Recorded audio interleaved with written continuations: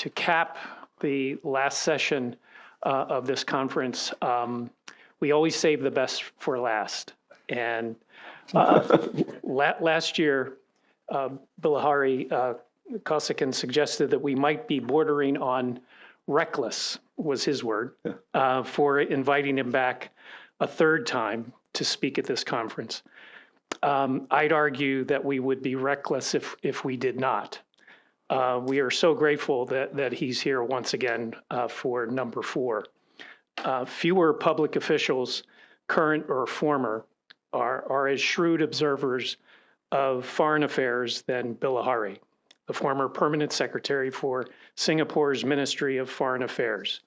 In nearly 4 decades at the ministry, he has served both here and abroad, including as ambassador to the Russian Federation and as permanent representative to the United Nations in New York.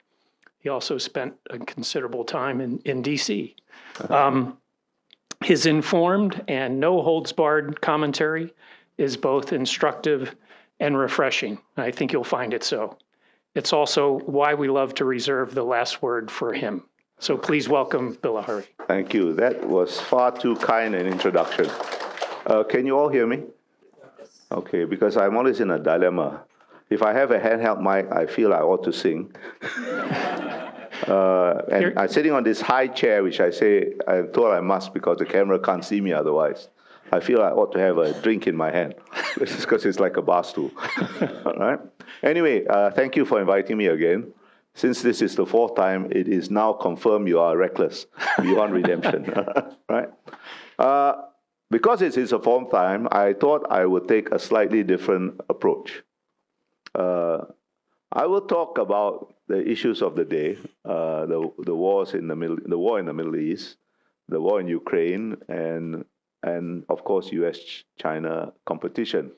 But I want to frame it slightly different in terms of observations I've made, primarily from your profession, but not only your profession, including increasingly too often academics and public officials too, diplomats, intelligence officers, and so on. And I'm going to make 2 observations, and I try to be as brief as I can so that we can have maximum time for discussion. First of all, I think I've noticed increasingly all these groups of people, journalists, public officials, academics, pundits of all kinds, they generally pay far too much attention to events and not enough attention to the processes in which events are necessarily buried. Now, of course, you have to pay attention to events, because, but you need to see events in a certain perspective in order to present them accurately. Ever since the war in Ukraine broke out, there a certain apocalyptical note has crept into a lot of reporting, not just by journalists, but by academics, and indeed in policy papers made by public officials, as if the end of the world is nigh, or the world as we know it is nigh, right? I'm not saying that the war in Ukraine and the other wars, the war in the Middle East, these are not consequential events. Of course they are consequential events. But are they unusual events? I don't think they are unusual events. Conflict or competition, and therefore at least the possibility of conflict, and very often real conflict, are inherent characteristics of international relations. They are never absent from international relations. It's whether we choose to focus on them or not. It's often said that this war in the Ukraine is the biggest war that has occurred in Europe since the Second World War, and probably that's true. Although there was a small unpleasantness, which is much nastier than this war in some respects, in the Balkans in the mid-90s. Don't forget that. Huh? Much nastier because it was a genocidal conflict. And there has been conflict in the Sudan. There's been conflict in the Democratic Republic, DRC, of Congo. For how many years? Maybe 50 years, half a century. How many millions have died there? I can't know. I don't know. I was looking up some figures, and now you can only get estimates. Yet nobody cares. Why? Because in Europe, I put it once in a much more crude way, and some European ambassadors were deeply offended, but they could not. No, I don't care about offending them. I said, "Can you refute me?" And they couldn't. I said, "It's only unique in that for the first time in a very long time, not so long if you take for the Balkan Wars, white people are killing white people instead of white people killing brown people or encouraging brown people to kill each other." If you want to put it very crudely, that is what makes this Ukraine war unique, right? He didn't have much to say about that, except he said it's kind of racist. I said, yeah, because, the world is racist. I'm sorry. We don't like it. We should fight against it. But, the factor of race in international relations is a factor seldom discussed.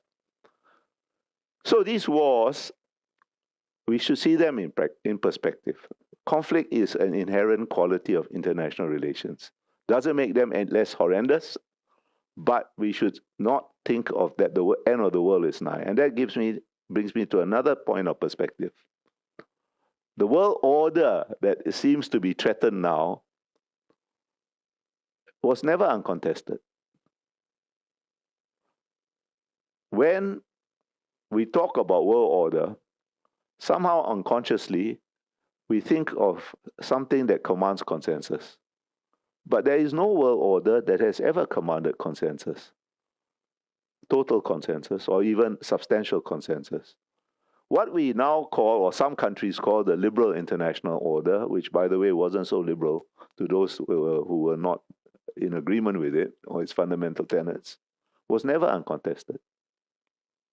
There was this small unpleasantness called the Cold War, and that was a contest over one conception of international order.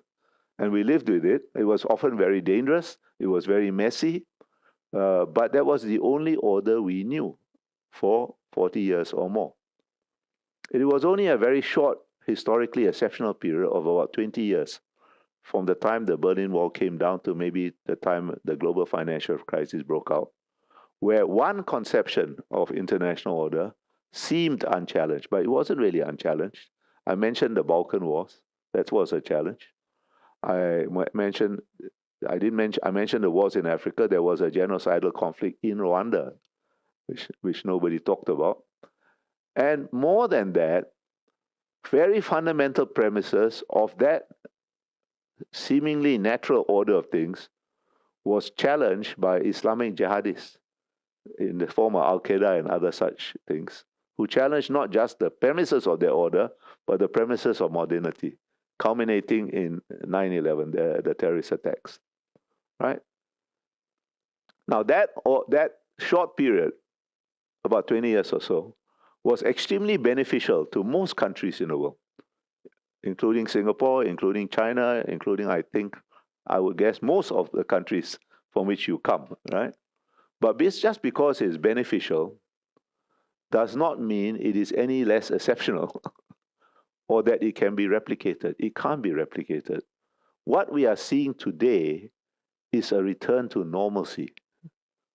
The problem is many of the policymakers or the commentators today grew up, professionally at least, during the exceptional period, and they got very comfortable with the exceptional period and mistaked that exception for the norm. And so they are still somewhat discombobulated and yet to find their bearings, right? But, I say this idea of return to the norm, not as a counsel of despair. Actually, it's a counsel of optimism and hope. Because all our countries, certainly mine, you see all this out there, all this was developed during that period of contestation. At least the foundations of it was laid. And all the countries that rapidly developed within that contestation. The companies that flourished and grew large also grew up during that contestation. So what we have done before, we can do again. So we should not despair. In fact, I remind people of this perspective as a message of optimism and hope, not of despair.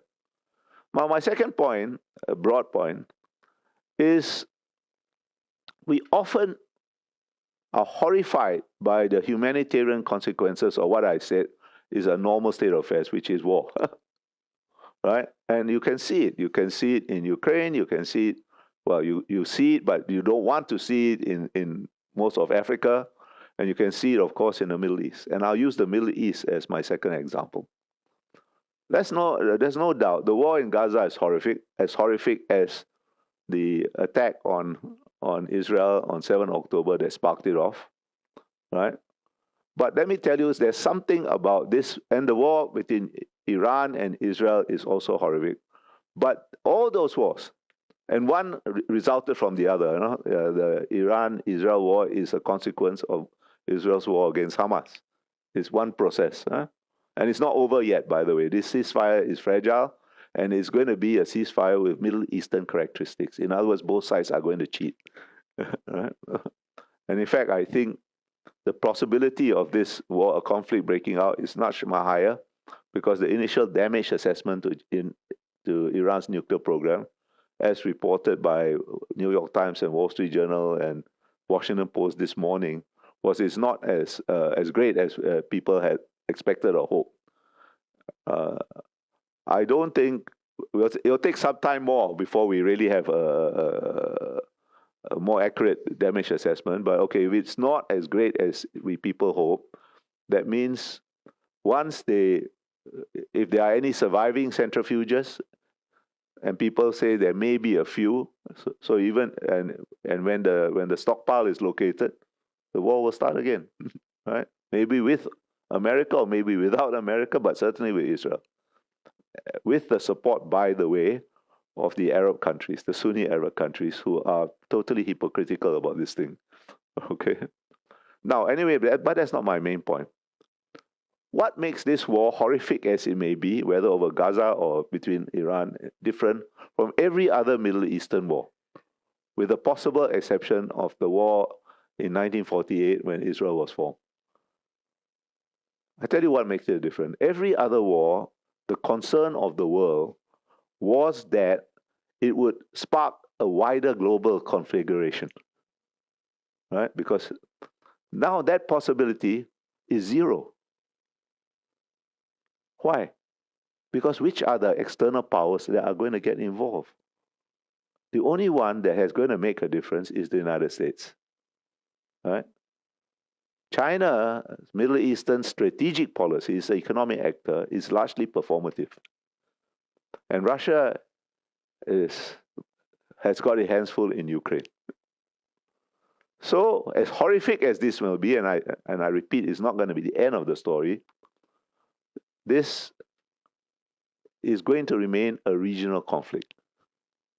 It may spread within the region a little bit if the Iranians are foolish enough to try to block the Straits of Hormuz. And I think it would be a deep mistake for them, but they have made a series of mistakes since 7 October with the results we now see, right? So I can't rule it out, but even if that happens, it's a regional conflict. And what it will mean is the destruction of the Iranian Navy, what's left of it. Right? So it's going to be a regional conflict. And I think, in other words, its geopolitical significance, regardless of the humanitarian horror of any war, is going to be limited. Right? And yet I saw every damn article I have read for the last 2 years since the war in Gaza started was always in a slightly hysterical note of this becoming a wider war. That there will be an attack on Iran was inevitable, but that's still a regional war. Right? Again, I saw there was always a note that this is going to reorder the Middle East. Is it really reorder the Middle East? Yeah, to some degree, because Iran has been exposed as completely ineffectual in defending its own borders. Its instruments, Hezbollah and Hamas, have been destroyed as coherent military forces. But is that a fundamental reordering of the Middle East? I don't think so. Well, maybe I'm wrong, but we can discuss it. And in all this kind of semi-hysteria, the most important story of the Middle East is missed. Or it's not completely missed, but it's been crowded out. What's that important story? That important story is the efforts of Saudi Arabia and some other Gulf states, but Saudi Arabia is the most important one, to remake their economies, which necessarily entails remaking their societies, which necessarily entails a reconceptualization of their religion, the place of their religion in society. That is happening as we speak, and that is, in the long run, whether they succeed or they fail, I think of greater consequences to the Middle East and the larger Ummah, the Muslim world, than these wars. Right? So my point, again, I repeat, is we have to see things in perspective, and we have to see things in order to report on events, whether as a journalist, as a public official, as a academic. We have to see things in perspective. Otherwise, we either exaggerate, usually exaggerate. I've been doing a lot of, ever since the Ukraine war, one of the joys of being retired, is you only do what you feel like doing, you don't have to do, in any job, 90% of your job is things that you must do, whether you like it or not. So, and one of the things I do is give talks to, not just talks to people like you, but to financial institutions. And I always begin by telling them, I'm really amazed that people who make decisions concerning hundreds and millions of dollars, if not billions, have decided willfully, until it was not possible to do it, to ignore the geopolitical factors in the world. Yet they have always been there. And because it's always been there, and because of the reason, they overreact. They usually overshoot one way, and then they overcorrect, and the markets gyrate. My last point, actually, is a market point, which has to do with the Middle East. Oh, sorry, this is my second last point. How much has the oil price moved in the last 2 years? There have been spikes, but it's remained pretty constant in the Brent crude, at least, in the mid 75, 76 US dollar range. And that's, to me, quite remarkable. It says quite a lot about the energy market, and it says quite a lot of what the markets think about the geopolitical impact of this conflict. Now, my real final point is, one of the biggest stories that was reported at the time, but people have lost interest in it because they think it's no longer a story, but I think differently, is the end of the Cold War. The end of the Cold War, I told you, fundamentally was the only order we knew for about 40 years. And its ending was a profound consequence. And we are still seeing the effects, and I think we'll still see the effects for some time. There's been a lot of also fairly hysterical reporting, sometimes very justified, about the new US administration led for the second time by Mr. Donald Trump. But how do you understand the Trump phenomenon? To me, Mr. Donald Trump is the first truly post-Cold War American president. Why do I say that? Because after the collapse of the Soviet Union, the US faces no existential threat anywhere in the world. China is a formidable competitor, but they are both part of one single global system, which I do not believe can bifurcate into two separate systems as existed between the US and the Soviet Union. It's just too complex. And besides, the US and China are both essentially the same kinds of economy. They are both mixed. It's no longer a contest between a system based on a market economy, basically, and its political consequences, and a system based on a planned economy. Every economy is now a mixed economy. The difference between, in the degree, the different balances between the mixture between the planned and market elements. Although in the West, you do not like to talk about planning, so you talk about regulation instead. It's the same thing to my mind. Right? So they are competing within a single system, and there can be a very fierce competition, and we haven't seen the end of it yet, but it's not an existential competition. The object is not for one system to replace another. And in the West, at least, too much attention is placed to what I consider an epiphenomenal thing, the difference between democracy and authoritarianism. There are differences, but there are many versions of democracy, and there are many versions of authoritarianism. So that is not the core issue.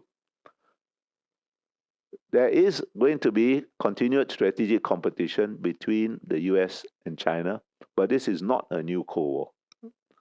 Because the Cold War was a systemic competition between two systems to see which is the better way of organizing modern industrial society. We know the answer to that now.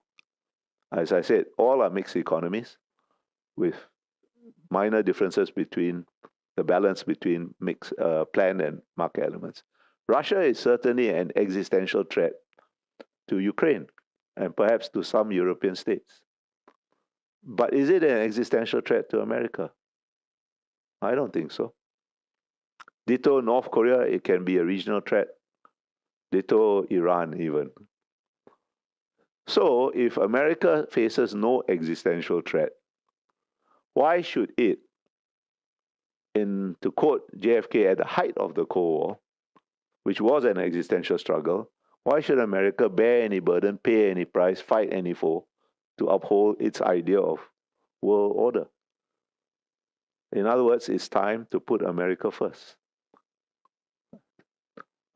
Actually, every damn country in the world puts itself first. America is not in retreat by putting itself first. It's just going to be much more discriminating and transactional and narrow in the way it defines its interests and the way it engages the world. And that's a new reality that I think us in Asia generally accept much better, and those in Europe are only beginning to accept. I have been telling Europeans that we have had our Ukraine moment half a century ago, when the Americans thought that the war in Vietnam wasn't worth the candle, and therefore said, I have no vital interest in Vietnam, and I'm out of here. And I'm not out of the region, but I'm not going to get involved in ground wars. I'm going to be the offshore balancer. That's what happened in Afghanistan a few years ago. It's still in the region, in Middle East. It's still in fact, the only influential external actor, as we can see from the last 2 years. And its behavior since the Gaza war started has been classic offshore balancer behavior. And sooner or later, it's going to happen in Europe. Sometimes Mr. Trump, in his first campaign, he asked very profound questions. Perhaps it's an accident that he asked profound questions, but they're nonetheless profound. He asked, why are American troops in Germany? And that's a very good question. Why are American troops in Germany? Right? So I think it is a matter of time that America will move to an offshore balancing role in Europe, as well as it has done in Asia half a century ago, as it has done a few years ago in the Middle East, and will do in Europe. And the Europeans are completely shocked by this because they have not processed it. Right? Those in Asia and the Middle East, we have always dealt with the Americans on the basis of common interests, not on the illusion of having common values. Right? And that goes for American allies in Asia too, and American allies in the Middle East too. Ask any Israeli, he doesn't believe that they share they share many common values with America, but not totally. Right? So I think we'll all have to get used to a different America. It's not an American retreat, but it will be America that is much more transactional. There's going to be America that's going to demand more of not just its allies, but its partners and its friends. And, this is a new reality that we need to get used to. And I don't see this being reported. I see too much being reported about Trump's unique personality. I'm being polite here. It's okay. He's not a very likable person. That's an understatement, by the way. But he represents something much larger, a fundamental shift in how America engages the world. And actually, he is an extreme version. Every post-Cold War president, from Clinton with George W. Bush as a slight exception because of 9/11. The main priority has been domestic. For Clinton, it was healthcare. Okay, it didn't work out too well. George W. Bush, I told you, because of 9/11, right? Obama, when Obama talked about change, he wasn't talking about change abroad, he was talking about change in America. At least that's how I read him. And what's the big difference between Make America Great Again, that's Trump, and Biden's Build Back Better, Build America Back Better? What's the big difference? One is a bit more polite than the other, right? And Mr. Biden was more consultative than Mr. Trump, certainly. But don't forget, he's not consulting you to ask, hey, how's your family doing? The kids doing okay and all that. He's consulting you to see what you're prepared to do for him to advance American strategic interests. In other words, it's polite transactionalism. Long ago, I read an American theologian and political philosopher by the name of Reinhard Niebuhr. Reinhard Niebuhr made a very crucial point. He said that Americans have immense power, but they are very uncomfortable with using their power in pursuit of their national interests. And therefore, they have always felt it necessary to wrap up their interests in ideas of larger moral significance. And Americans are very good at that wrapping. What Mr. Trump has done is rip the wrapping off. Unilateralism, distrust of multilateralism, use of force and threats of use of force, and all the things we don't like about Mr. Trump are not his inventions, They've always been there in American foreign policy. Until he decided to do reciprocal tariffs. And I don't think this is a sustainable policy, so it's being modified as we speak. The most disruptive thing any American has ever done was not done by Mr. Trump.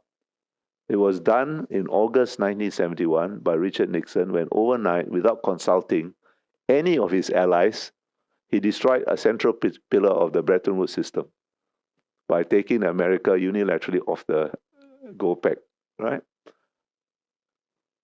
So the shining city on the hill have always cast a dark shadow. This is not evident to people who live on the hill, but it's certainly been evident to people who live under the hill. But America is still indispensable to maintain balance.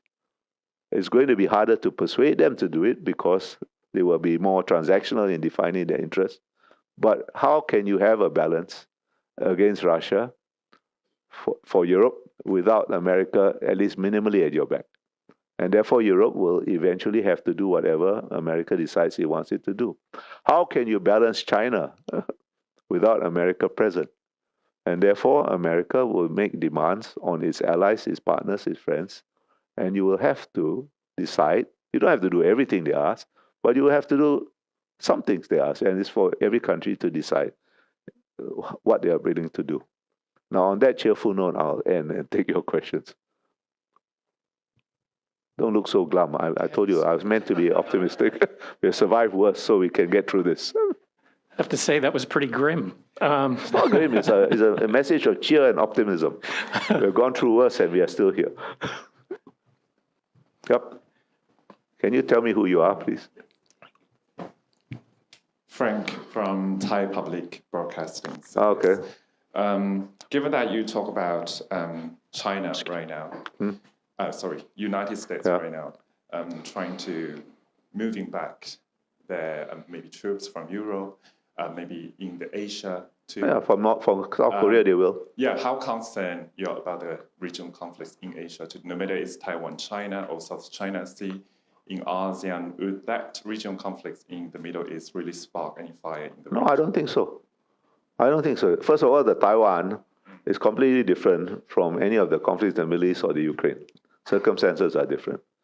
Secondly, you look at the Ukraine conflict and you look at the Ukraine conflict, right? There's a very fundamental factor in international relations that we in Asia don't think about enough. That's the nuclear factor. nuclear weapons are stabilizing. They prevent conflict between countries that have them. India and Pakistan have gone to war twice, but they never escalated. The first time, Pakistan took a great walloping, but they didn't escalate. The second time, most recently, India took slightly less walloping, but they didn't escalate. Trump took credit for it, but actually I know that both India and Pakistan, the militaries were in constant contact. And so nuclear weapons are stabilizing. I don't believe that China and US will go to war as a matter of design. In other words, as an instrument of policy of the kind that Mr. Putin was trying to do in Ukraine. The risk in our region is of accidents getting out of hand. And even there, I think that that risk can be managed. Taiwan is slightly different, but there, anybody from Taiwan here? Which newspaper? New York Times, that doesn't count. Okay, you're still the New York Times. You got your own problems, but it's not a Taiwanese problem, all right? Okay, I tell you what, I go to Taiwan pretty often, and in fact, I'm going there in a couple of weeks again. And I am increasingly concerned about cross-strait relations, but I'm concerned on the Taiwanese side. First of all, there is a lack of will to defend themselves, and there's a great sense of entitlement that somebody is going to defend me. I don't know whether you have the same impression. Right? They like to announce this huge, I was just there a couple of months ago, and I told some fairly senior people, there's no point you telling me about your new defense budget, how big it is, when it's stuck in the legislative yuan. And there's no point telling me, this kind of logjam is characteristic because we are a democracy. I say, yeah, you are a democracy, that's good for you, well done, But surely, faced with this threat, even democracies can have a minimal consensus on this very vital issue of a defense budget. And if you can't do that, you cannot expect anybody else to believe that you're really serious about your defense. And I can tell you many other stories why they're not serious about defense. At the same time, there's this huge sense of entitlement that because I have chips and so on, and I'm so important to the world economy and I'm such a nice democracy, somebody must defend me. This does not compute, So that leads to miscalculation on the Taiwanese side, which leads to there will be action-reaction syndrome. And that will be harder to control because it's a much more emotional issue than South China Sea or East China Sea and so on. That is my concern about our region. And China, I don't think, China has got huge problems of its own, and I actually don't see, there are systemic problems. We can talk about that later if you want. And I actually don't see there are any solutions to them. They are long-term problems, but they are nonetheless very deep problems. Go ahead. Hello. Okay, no worries. I'm Ara from AFP in Manila. Okay. So my question is also on this topic of the South China Sea dispute. You mentioned that you're not really, you don't think that it's going to erupt into like a wider conflict, especially between like the US and China. But just curious what your view is on the recent escalations of conflict, particularly between the Philippines and China in the South China Sea. China's presence has increased in the disputed waters in recent years, and there have been accidents in the past year concerning Philippine civilian officers there and China's Coast Guard. And maybe the US role in that. We do have a mutual defense treaty with the US. So how is that all going to play out? Okay. Nobody is going to make the Chinese give up their claims or dig up those artificial islands that they are constructing and throw the sand back in the sea. On the other hand, the Chinese cannot stop the US operating in, through, and over the South China Sea. So there is basically a strategic stalemate, and that's good enough. It's not ideal, but it's good enough. In other words, we can move through the South China Sea. Those of us, I come to people like Philippines that have claims. That's slightly different. Trading countries like Singapore, Japan, South Korea, we have no claims. We can move through the South China, Thailand for that matter too, not by the leave and favor of any country, but as a matter of right, because there is a balance of power. Right? And I think that balance will hold. Now, the claimant states have not had to give up their claims also because of their balance of power. You mentioned Philippines Mutual Defense Treaty. Have you read it? Then you know there's nothing about mutual defense in it except in the title. Right? I hope your president has read it, because sometimes I wonder, you know, I wonder whether he has read it, because, it's only about 8 or 9 articles long, right? So it's very easy to read, but it has nothing about mutual defense except in the title. It commits the US only to consult and if there's a common threat, and perhaps take action in accordance with its constitutional procedures, meaning it's a political decision whether to get involved or not. And now, Philippines has been suffering at the hands of China. I know all what's happening. Yeah, but the point is the Philippines has no navy, has no air force worth talking about. That is why the Chinese pick on you. And the Americans are not going to help you. The Vietnamese, who also got claims, have been doing quite much more serious things than the Philippines has ever done. They are also reclaiming islands they are disputed. And the Chinese have done nothing. Why? Because the Vietnamese have a credible military. You need a credible military to hold your own. You can't defeat China, but you make them more cautious. They are not cautious with the Philippines because they know you don't have any capability to respond. And I think the Chinese have correctly assessed that it is at best even odds, probably less than even odds, whether the Americans are going to come to your aid. Those little specks of dust are very important to the claimant states. They are not important in the larger strategic picture. So nobody is going to go to war over them. Not for your sake, or not for Malaysia's sake, or Brunei's sake, or anybody's sake. So this is the hard reality of the fact. You need to build up your capabilities. You only recently have begun to do so. You still don't have much of an air force. You still don't have much of a navy. You need at least that will create certain caution on the part of China. Vietnam has that. That's why they are a bit more cautious in dealing with Vietnam than the Philippines. This is Ravi from the Indian Express. So I wanted to understand your views if India can rely on the new US administration for its long-term interests, because we have had an anti-China stance for quite some time now.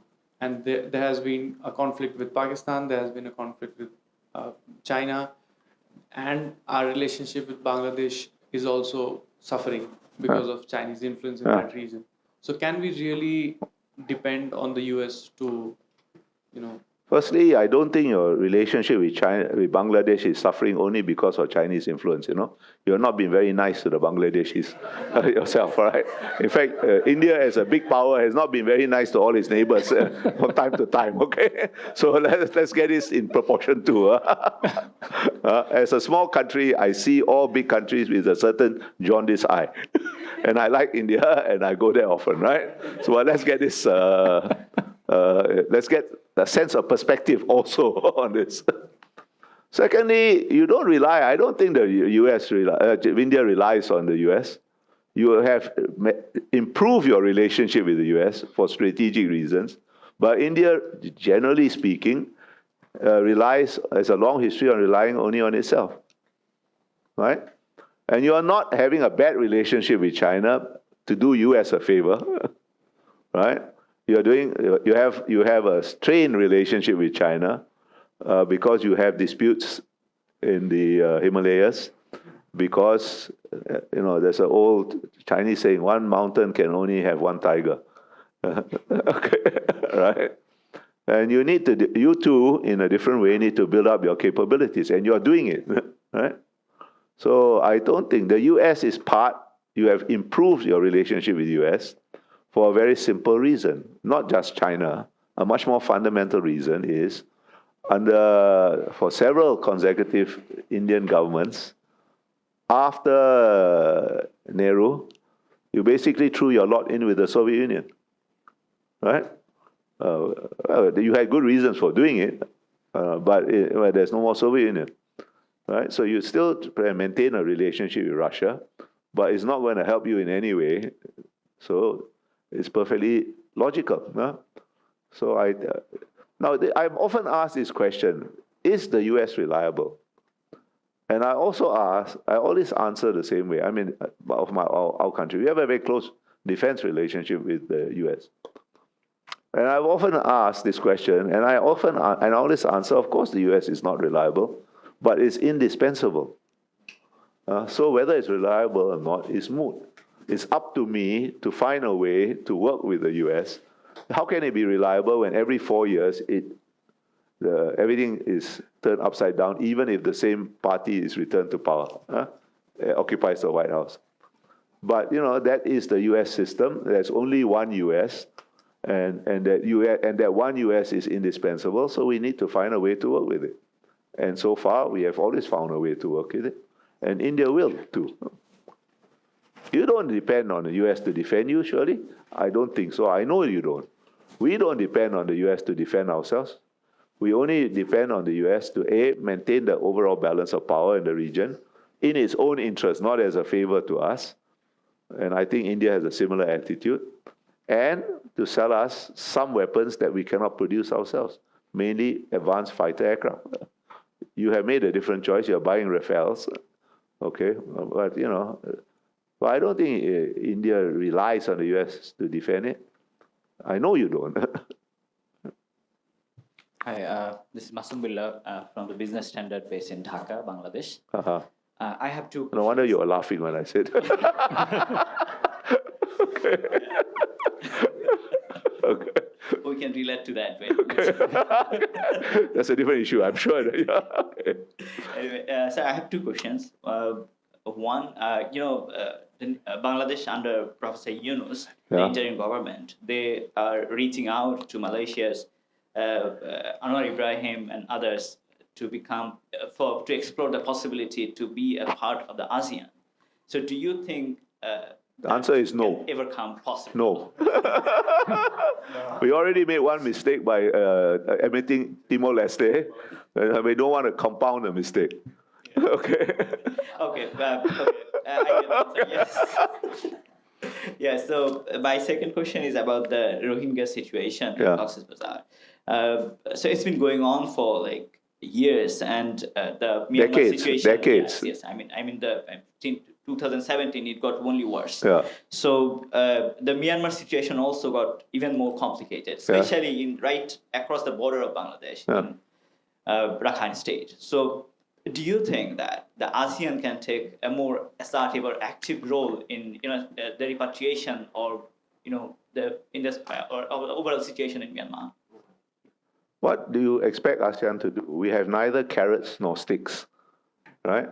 We can only talk to the Tatmadaw, the Myanmar military, and we stupidly decided not to talk to them, right? With the result entirely predictable that ASEAN is split on this. Thailand has to talk to them because it's got a long border, 2,400 kilometers or more, if I'm not mistaken.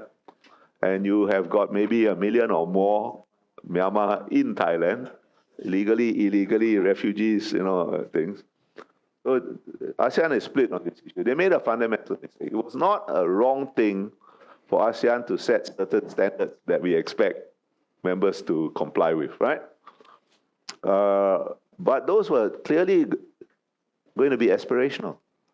Because if the Myanmar military was a kind of organization that was willing to talk to its political opponents, not use force against its political opponents, they won't have pulled a coup in the first place, right?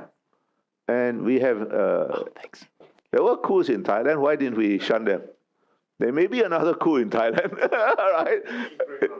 Well, I don't know. You maybe know better, but the thing is falling apart. So what are we going to do? Shun Thailand? Of course not, right?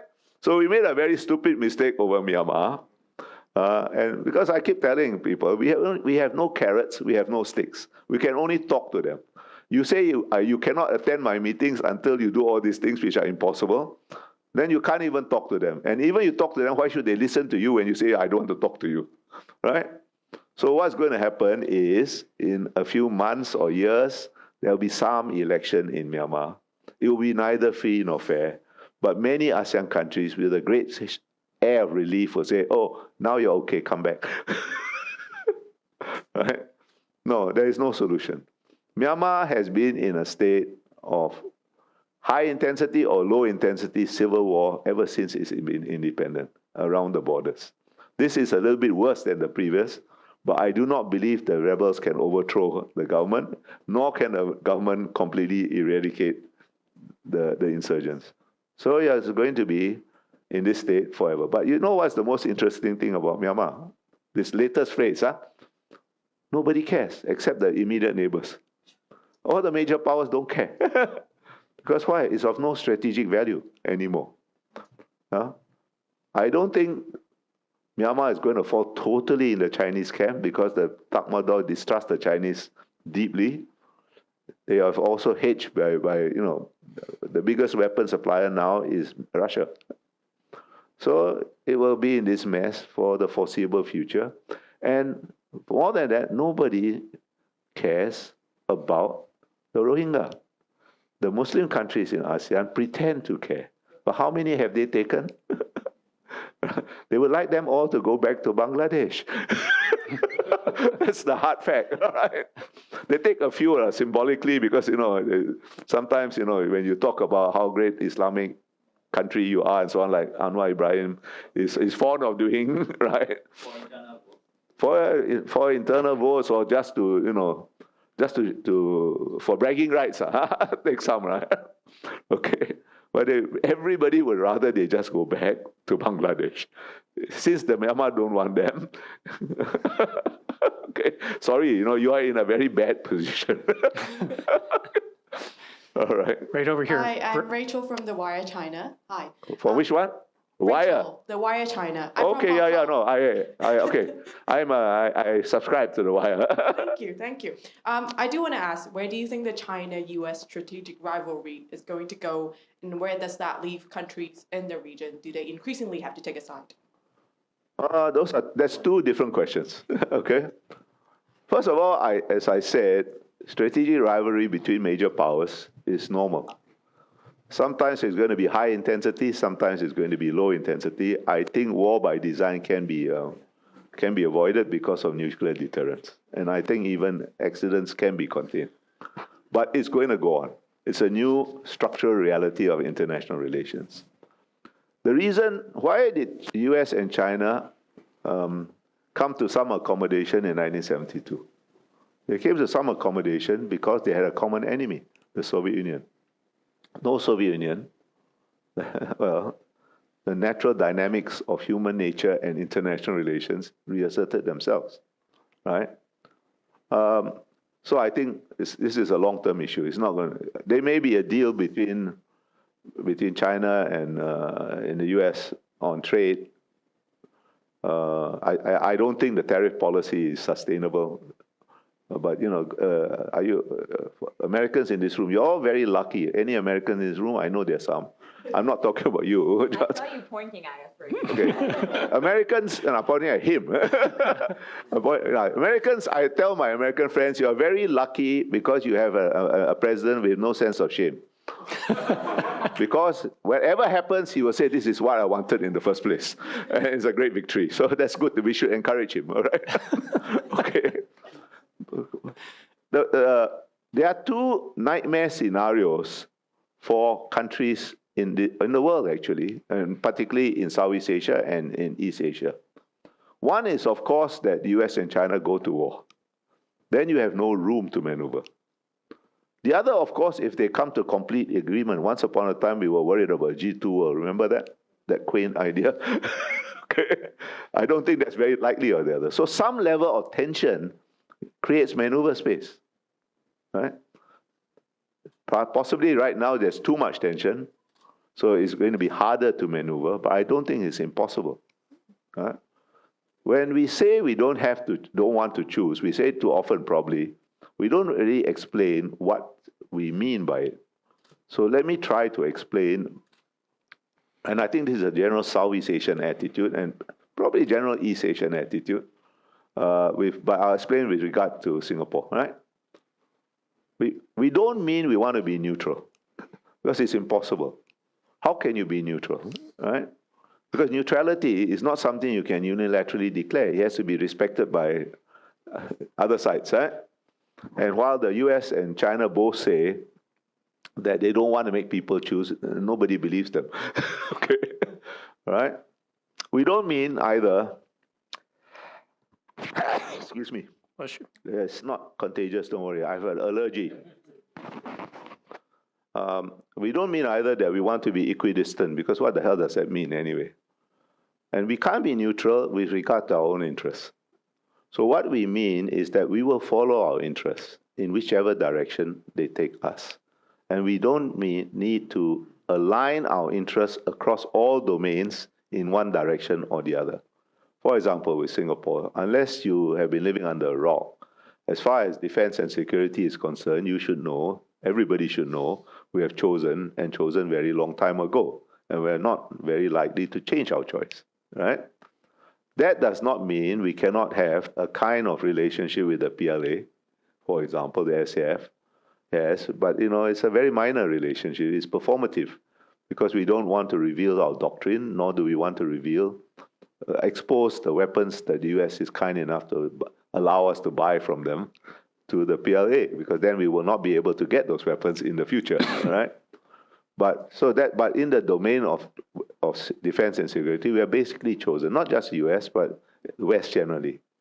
On the other hand, in certain political attitudes, for example, this idea that some ideas are claimed to be universal, and that gives some other countries a voice in how we order our internal affairs. Our general attitudes are much closer to those of China, and indeed of Russia, right? But in the case of, like, say, economics, then, we are completely promiscuous, we'll go in any damn direction where it is in our advantage, and, law and prudence permitting. You have to balance off, of course. If you go and start helping China access very high-end semiconductors, sooner or later you're not going to get the F-35. So we'll have to create those balances, but it's not impossible to create those balances. That is how most of Southeast Asia has lived for most of history, because we have always between major powers, and here we are. All this was created, you look at it, and this is all unnatural, it should not exist. Huh? All this was created when the Cold War between the US and Soviet Union was hot in Southeast Asia. And when every Southeast Asian country that originally formed ASEAN, Singapore, Malaysia, Indonesia, Thailand, Philippines, all of us face China-supported communist insurgencies, right? But here we are. So it's not impossible. We just have to keep calm, maintain a sense of perspective, and maintain the ability to assess your interest in a cold-blooded way. My first foreign minister, when I was a very young officer, was very fond of saying, every country has two foreign policies, a foreign policy of words and a foreign policy of deeds. And you should never confuse the foreign policy of words for the foreign policy of deeds. If you do that, it's suicidal. And that means being rather cold-blooded. And that's why I started with these ideas about perspective, and what is of geopolitical significance is not the same as what of humanitarian disaster. That is sentimental and magical thinking. You need clinical thinking to navigate this much more complex environment. Unfortunately, it's in rather short supply these days around the world. Christian, go ahead. Hello, Christian Davies from the Financial Times, based in Seoul, in South Korea. Thank you so much. It was a brilliant presentation, and I agree with really all of your analysis, but I'm interested in your cold-bloodedness and lack of sentimentalism. We had an American speaker earlier in the program who was talking about US-China issues, and at one point he said that American public opinion turned against China whenever it was 10 years ago, purely because of what China had done. It was all Chinese behavior. And you ask the Chinese, they will say, oh, it's all American. Right, so. right. And my reaction, of course, is thinking that isn't right, and it reminds you of the kind of lack of self-awareness, and you think about whatever, Vietnam, Iraq, all the different things that America has done over time and so on. And so your analysis is a very good corrective to that. And so in that moment, I would have very much lent towards not just your intellectual analysis, but I think some of the underlying attitude behind it and some of the historical context behind it. The underlying attitude behind it, why we think this way, or I think this way. You've obviously, you don't get to the position you did in the Singapore Foreign Service without being extremely astute analyst and smart and so on. You could be lucky too, you know. Or lucky too. But as you said, you need to be a bit more clinical, less sentimental and so on. And so the American sentimentalism can be grating, is the point I'm making. I agree with you. But on the other hand, I'm based in Korea, and I used to be based in Eastern Europe. Yeah. And in Korea, obviously the division was cold power politics. Yeah. But there is a difference between South Korea and North Korea. Yeah, of course. And there was a difference between East Germany and West Germany. And it was interesting, something you said about the lack of competition and so on. Despite all of the Western hypocrisy, which I am aware of and occasionally have partaken in myself, it does feel that a world in which the more power Russia and China have means more people, in whatever continent, not just in the West, but in Asia too, living in countries that potentially look more like an East Germany or a North Korea than like a West Germany or a South Korea. And how do you avoid tipping too far into being too clinical and not recognizing that values do exist? They are important. No, values, there is this rather silly debate among international relations theorists about values versus interests. And I think it's very silly because values are an interest, right? And it's something you can be clinical about too, right? But, I think values, the idea that certain values are universal, that's a silly idea. Because the expression of values may be expressed in universal terms, but the implementation of those values, they will vary from country to country according to the circumstances. I think your concern, I understand it, but I think it's a bit overblown. I can't believe any country in its right mind wanting to emulate the former GDR, East Germany, or North Korea as it is today, as a model of how it wants to develop. Right? They are extreme manifestations of. Yeah, but you see, I said, I think in passing in the beginning, I'll put it in a different way. There are many variants of democracy, there are many variants of authoritarianism, and there are many combinations, right, of these two broad concepts. They are both very Protean terms. Now, there's this fashionable to talk about a new axis between Russia, China, Iran, North Korea. And yeah, they do have something in common because they all dislike a Western-dominated world order, right? But there are also very significant differences between them. The most significant of them being how much integrated they are into the world economic system. And obviously, China is the most integrated. Russia is probably the second most integrated, and North Korea is probably the least integrated. And that really is quite important distinction because it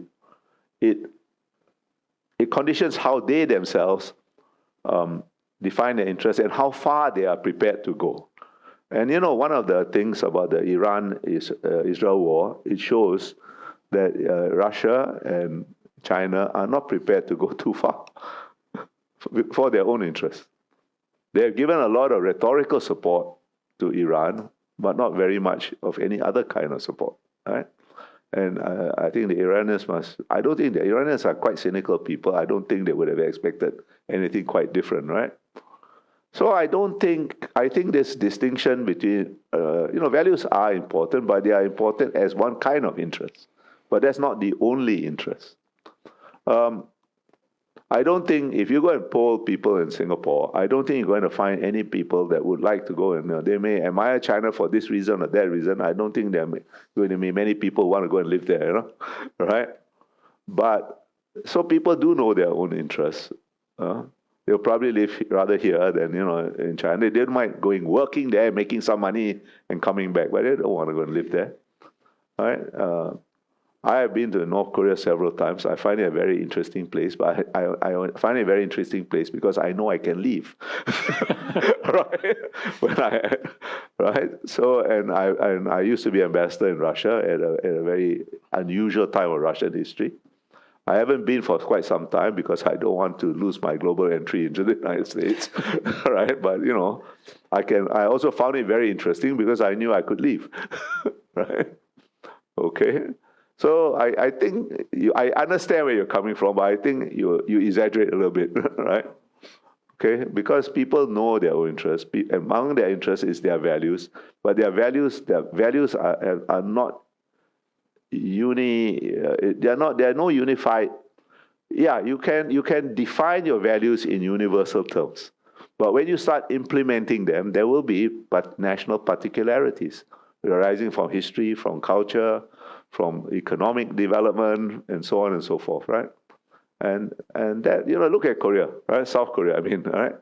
South Korea in the 1980s was, until the late 80s, was a military dictatorship. But that military dictatorship laid the foundation of South Korean growth. I think South Korea was way behind North Korea until the 1980s, actually. Now, but as the economy grew and grew more complex, you could not rule South Korea in the same way. Ditto for Japan even, ditto for Singapore, ditto for Taiwan. As your economy gets more complex, you need to not change from one system to the other, but redefine the mixture of different elements in your political system. And China is facing that dilemma. I think they're reaching some kind of inflection point, which they have themselves admitted. Can I just ask, though, that you may tell me I'm wrong, but I feel like if someone was talking to you in 1980s about South Korea and someone, let's say an American, was saying, well, South Korea should really, and I know the Americans officially weren't saying this, but South Korea should transition to democracy, you might say, oh, that's an unreasonable expectation, every country has a different model. It was unreasonable then. But they did make the transition. They made the transition because it was not sustainable as their economy developed to have the same thing. But South Korea is a democracy, but it's a very different kind of democracy. South Korea is a democracy, but it's not a liberal democracy because it's a very illiberal social structure. As you know, you live there, right? In fact, I have told my Japanese friends, it's a slightly less extreme version of that. One of the greatest cons the Japanese ever pulled after the Second World War is to convince the Americans they are liberal democracy.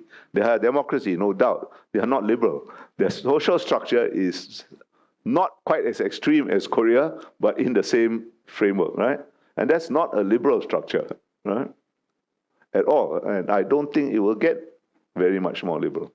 So I think, it's a matter of time. The problem I have with Americans, they were nagging. They began nagging South Korea quite early, because they have this touching belief that there's one trajectory.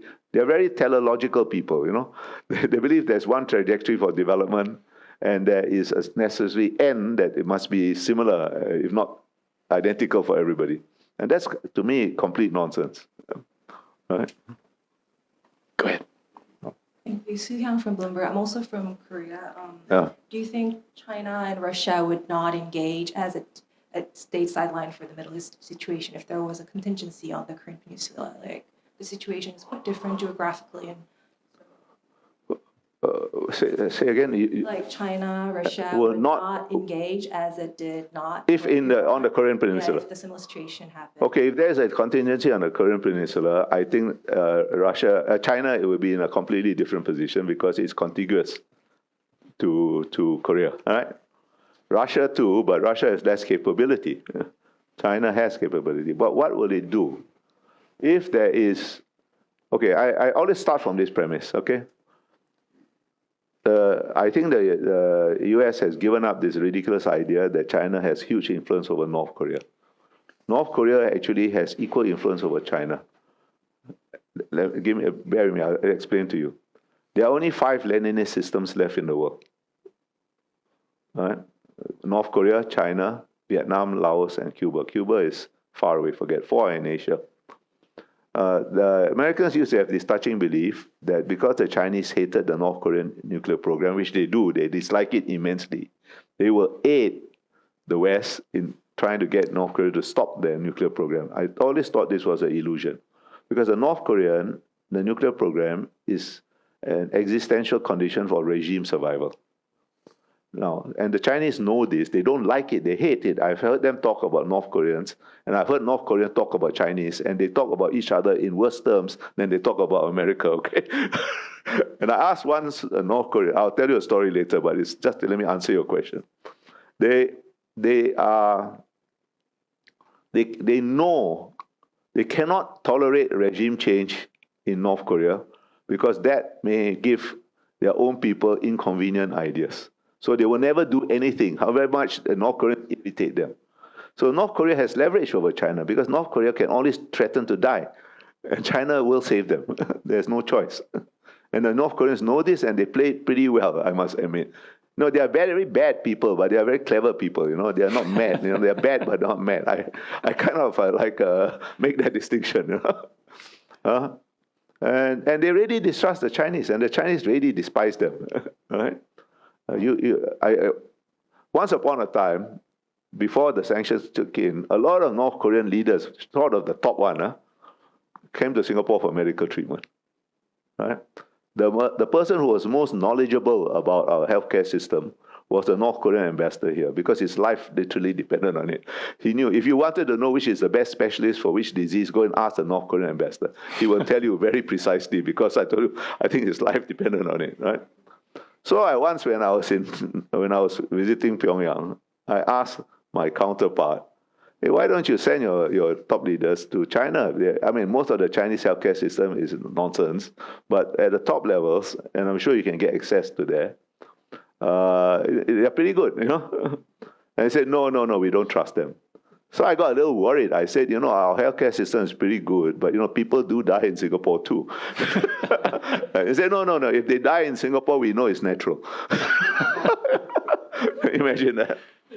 So I don't think, if there is a contingency on the Korean Peninsula, at least China will try to do something. Russia will talk about it, but I don't think they have the capability anymore to do very much. But I don't think, by the way, my Korean friends hate me for saying this. I don't think either North Korea nor South Korea really is interested in reunification. It will be a disaster for both of you. For North Korea, it means regime change. For South Korea, now let me see. There are how many North Koreans? There are 24 million or something like that, right? And you have had over the years something like less than 100,000 North Korean defectors, 60 or 70,000, if I remember correctly. And those 60 or 70,000 are not yet fully integrated into South Korea. Can you imagine 24 million integration? Yeah, they will change you more than you will change them, right? And I don't think any right-thinking South Korean really wants it. I mean, neither of you will give it up as a goal. They did give it up. No, but they didn't. They said peaceful reunification. I saw that as a very, North Korea, right? I saw that as a very healthy sign. You know why? And he destroyed the reunification. I thought that as a healthy sign because I saw him trying to step out of the shadow of his grandfather and father. Right? I'll tell you another story. Long ago, I went there and they asked us for some help on economic reform.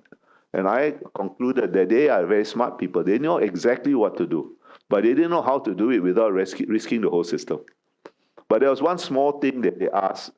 You know Nampo Port, right? It's a river port, Nampo Port. So we went there, and I went there with, what do I know of ports? I brought somebody from our port, and we looked at it, and we said this, and they told me privately it's very easy to, upgrade this port because you give it a coat of paint and, the value, it's really primitive, right? So it's quite possible. But the problem is, we told them, it's a river port. The river is quite deep. You can take quite big vessels, but there is a dam downstream. And the dam has 2 locks which limit the tonnage of the ships that can go through. So you have to rebuild this dam, if not demolish it. And they say it's not possible because this dam was personally supervised and designed and supervised by Kim Jong-il. Now, that was the attitude. This was maybe 2006, 2007. This guy's father was still around. So now if he's willing to destroy the unification, I take that actually as a pretty positive sign, So, but I don't know, we will, and there has been quite a lot of improvement in physical infrastructure in North Korea. It's still a very poor country. The first time I went there, in Pyongyang, the showcase city, many buildings had no glass in the windows. They put plastic sheets. I went there in spring, and spring in North Korea is bloody cold, okay? Right? So now I have not seen, I haven't been there for some time, again, because I want to go to the US with no problems. But the last time I went is 2013 or thereabouts, and every building had glass. They had some new buildings, quite well designed. It's all showcase, but even in the early part, even in the showcase city, buildings without glass. So there has been a very incremental progress. Because don't forget, this young man's, Kim Jong-un's policy is not military first, but military and economic development. And he pretended to cry a few years ago, remember, and said, I haven't done enough. Okay, crocodile tears, but anyway, it's kind of very rare for any North Korean leader to admit that he has not done something, right? So I'm not totally pessimistic. I don't think this is a regime about to collapse, for which every South Korean should be profoundly grateful, and the Chinese are too.